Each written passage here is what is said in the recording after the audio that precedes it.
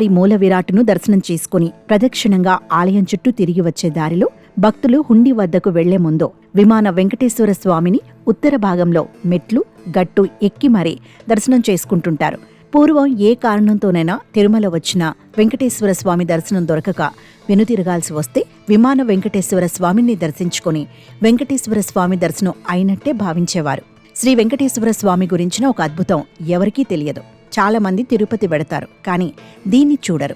ఇది ఈ భూమండలంపైనే ప్రత్యేకం. అసలు మీ ఊహకు కూడా అందని మహత్యం ఇదే. తిరుమల క్షేత్రంలోని స్వామివారి ఆలయం మీద దర్శనమిచ్చే విమాన వెంకటేశ్వర స్వామిని అసలు చూసిన వారెందరూ?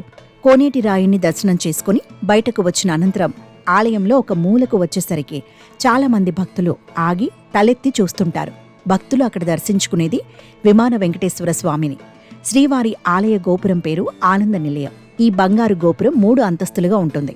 గోపురం ఎత్తు కలశంతో కలిపి 65 అడుగుల 2 అంగుళాలు. మొదటి అంతస్తులో లతలు, తీగలు, మకర తోరణాలు వంటివి కనిపిస్తాయి.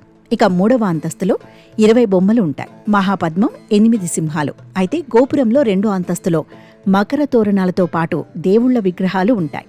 నరసింహస్వామి, వరాహస్వామి, అనంతుడో, వైకుంఠనాథుడో, ఇంకా అనేక విష్ణు రూపాలు, జయ విజయులు, విశ్వక్సేనుడు, ఇలా మొత్తం 40 దేవుళ్ల విగ్రహాలు ఉంటాయి. గోపురంలో వెండి మకర తోరణంలో వెలిగిపోతోన్న స్వామియే విమాన వెంకటేశ్వరుడు.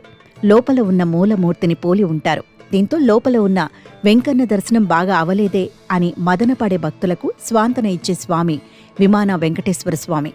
అంతేకాదు, ఈ విమాన వెంకటేశుడి దర్శనం తిరుపతి యాత్ర ఫలితం ఇస్తుంది అని భక్తుల నమ్మకం.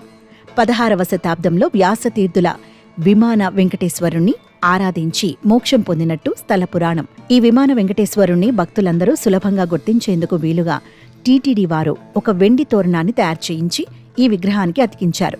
కనుక స్వామివారిని దర్శించుకుని బయటకు వచ్చే ముందు విమాన వెంకటేశ్వర స్వామిని దర్శించుకోవడం ఆనవాయితీగా వస్తోంది.